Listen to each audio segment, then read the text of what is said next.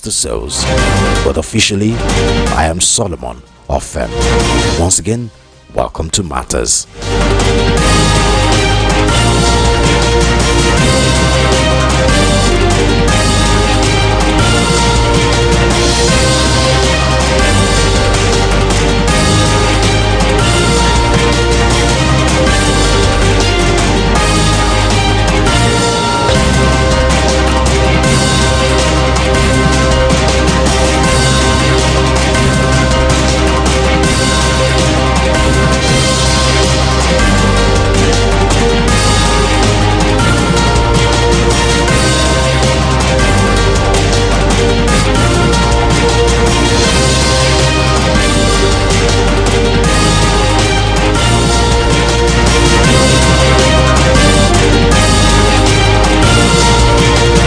Once again, you're welcome to Matters on Voice of the People 90.3 FM. What are we talking about today? North splits over 2020 over PDP ticket zoning to the south.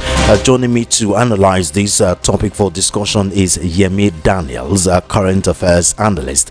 Mr. Daniels, thank you for joining us on the show today. Yeah, good afternoon. Thanks for having me. Good to be here. Good afternoon, everyone. Okay, so let's bisect and dissect the meets that happened and the PDP where the zone the 2027 presidential ticket to the south. A lot has been said on that zoning. Let's hear your preamble of that meeting. What do you think of that zoning? Well, I think we will not be able to talk about this issue if we do not go back a little bit, and it's the fact that the former president Muhammadu Buhari had done 8 years in government, and because of the unwritten agreement in the Nigerian political space that power should rotate between the south and the north. Okay. So having said that, it behoves of respective local political parties to always do according to that agreement for the sake of balance. If you recall, it's one of the challenges that actually erupted in PDP in 2023 that led to the partial exit of years on Wiki. And the current situation of the party right now. The current situation of the party, because Atiku Abubakar insisted that he was going to contest for the elections and eventually won the primaries. Got the candidacy of the party, and so that has been a major problem for the PDP to manage. And we kept insisting that until that is the case, the party may not have some level of peace, the level of peace required for a political party to move forward. And they've been back and forth on this issue. Now that the Atiku Abubakar is out of the fray, the PDP, so I think the PDP thought it wise to go back to that agreement and see the possibility of wielding something significant in the forthcoming election. So having zoned it now, well, we're yet to see what happens as a result. We want to see what would happen going forward the next few months, what will eventually happen in the PDP with the zoning arrangement that we have now. So I think it's fair, but it was needless for them to have allowed it to degenerate to this point. Yeah. But not everyone is happy with that zoning. Currently, if the information we get is anything to go by, the North is split on that decision. Apparently, some persons are saying it raises lots of questions. It taking out the spirits of competition between in Nigeria. What do you think about that?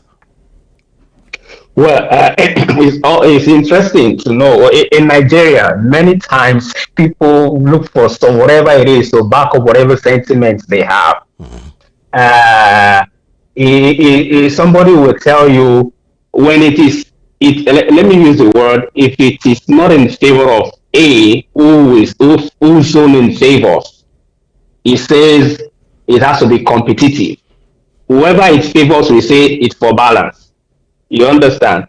So that is the situation we have. Some people who have thought that they could get the ticket in the PDP, knowing that Atiku Abubakar had left, and it was an opportunity for them to pull their weight in the PDP, and they're from the northern part of the country. Some people may have positioned to at least claim the ticket or contested the ticket. But now that it's been zoned to the south, such northerners may not be favorably disposed to it. And guess what? It just also might just be a strategy for at least getting some leverage on some negotiation. That if we say, because in politics, when they say this is the case and you go and sit down, you probably would have lost the opportunity to negotiate. But if you say no, it shouldn't be that way. So they start looking for how do we get you to, how do we circle, how do we lobby that person. So I think to a large extent, that's what some of the northern politicians are pushing for. Peradventure, if somebody said he's not supportable, so that person might eventually get the presidential ticket if to whoever wins the southern the ticket from the southern part of the country. So it's about negotiation and bargaining, and that is what it is, in my opinion. No. But it's also in the interest of democracy. It's interesting because we cannot have the same opinion at the same time. Definitely. There will always be divergent, different opinions from time to time. We just must not have divergent views. We can have different opinions, but on serious issues, we should not have divergent views. We can have different opinions. So I think it's okay, in my opinion. Now, but given that politics is a game of interest, but election is a game of numbers, and we know the strength of the North when it comes to voting, should we take this as a serious threat that some Northerners are not happy with the fact that it's been zoned to the South? Oh yes, like I did say, that because that there are two things that is in favor of the North politically. Two things. Over the years, the census has been in favor of the North. If you look at the political construct, there is 19 states in the North, there are 17 states in the South. Now, if you look at the constitution, the framings of the House of Representatives, there are more Northerners. You understand? For instance, Kano has 44 House of Reps. You understand? And Lagos, that is supposed to be a counterpart state, has far less than that. So there is a tilt in favor of the North to a very large extent. So that's the same reason whoever will be president cannot be president without the support of a significant part of the North. You understand? And it's also the reason some people have the opinion that it's high time there is some level of uniformity. Why can't all the different entire federation have either 6 states or 7 states each in every zone? To create a balance. A balance. So there is no preponderance of any sort. And that's another line of so very like, and I've been look at it again over the last 65 years of this country. We've had more Northerners leave the country, especially in the military regimes.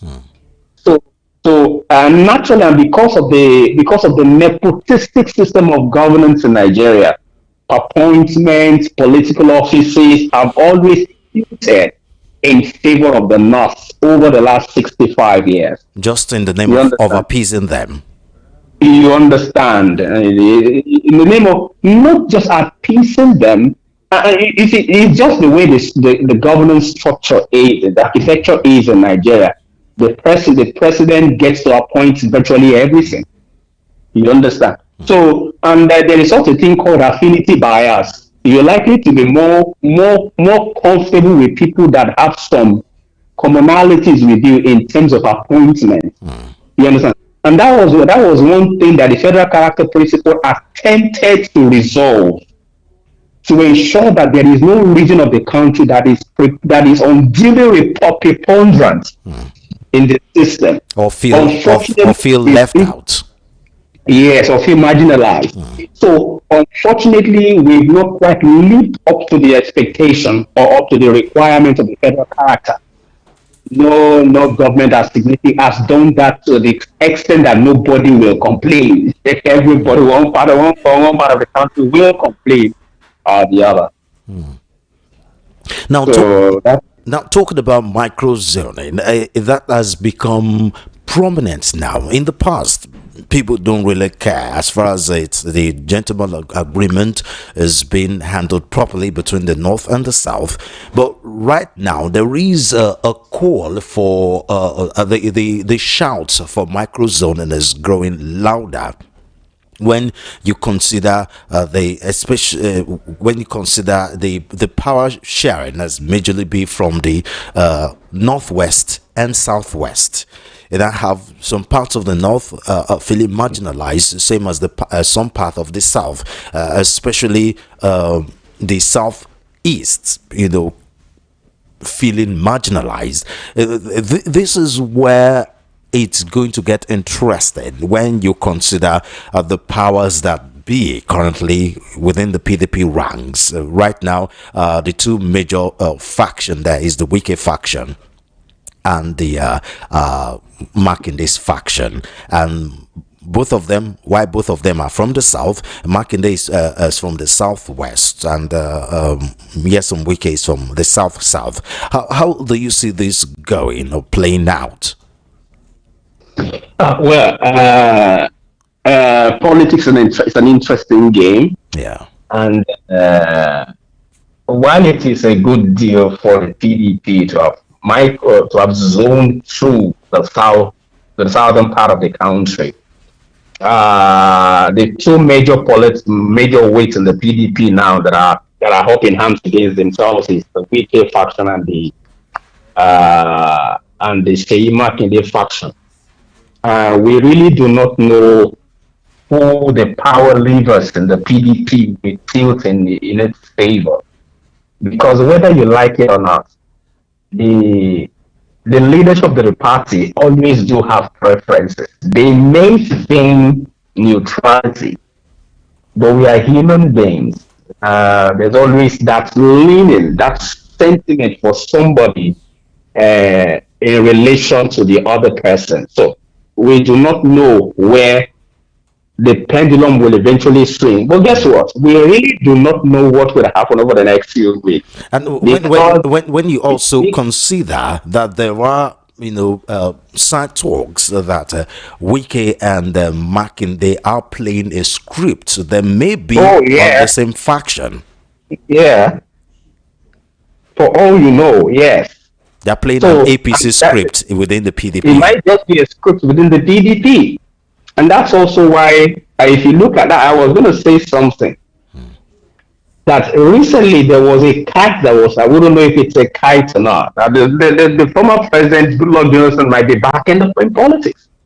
And I wanted to leave that to the ending part of the discussion. Politics is very interesting, and you never know what would happen. Let me give you an instance. In 2022, at the APC primaries, if you recall, nobody saw people buying tickets. Nobody saw that someone like Ahmad Lawan will buy the ticket. Will buy the ticket for the party. About 23 of them did buy the ticket. Nobody saw that coming. You understand? So in politics, things are very, very unpredictable. To the extent that the former president has not publicly denounced that, there just might be some consideration. There might be some conversation around it. Don't also forget that he is the candidate from the South that will not be, himself and the incumbent, that will not have the statutory right to contest after a second term, because he's done one term before. So if he does this term, the fear of him recontesting is not available. It's not on the table at all. Yeah, the law is clear on that. Is it clear though? Because we've had different legal practitioners interpret the Constitution differently, where there tend to be ambiguity when it comes to that. Some are saying that Jonathan only completed the Yaradua tenure. He wasn't actually elected. He was only elected firstly when that's after completing the Yaradua tenure. So the constitution is not exactly clear on that, and legal practitioners and constitutional lawyers haven't been united when it comes to interpreting that.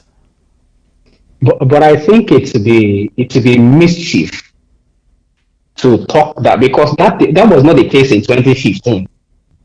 Because if that was the case, it would have contested. Do you understand? Because the idea was that having been sworn in on 2 occasions, it would be a third occasion if you won 2015 election. You understand? But would you say if he had won that election, he wouldn't have been sworn in? You understand? I did not see, because the spirit of the law may not be exactly what the letter says. I mean, the law did not envisage that a sitting president will die in office and the vice president will take over and will recontest. Why wouldn't the law envisage that? I mean, that's why there is a loud call for constitutional review to take care of some of these ambiguities. Very good, and that's why the law is also not perfect. As situations emerge, we go back to the drawing table. That's why there is a room for amendment of the law, so that when issues like this happen, we now say, okay, let us do it in such a way that when this happens, because it was not envisaged. That was our basically in a democracy. That was our first time in a democracy of seeing a president die in office. You understand? So the crafters of the law did not envisage that. You understand? They simply, if you notice, they envisage incapacitation. You understand? And they did they envisage death. But they did not expect it to be incapacitation and death. It's not exactly the same thing, but in terms of governance, it's pretty much the same thing. When the president is incapacitated, of course, the vice president takes over. So it doesn't therefore mean that the vice president is usurping his own statutory right to be able to contest on 2 different occasions. So I do not think it's a thing to consider, except we just want to be funny.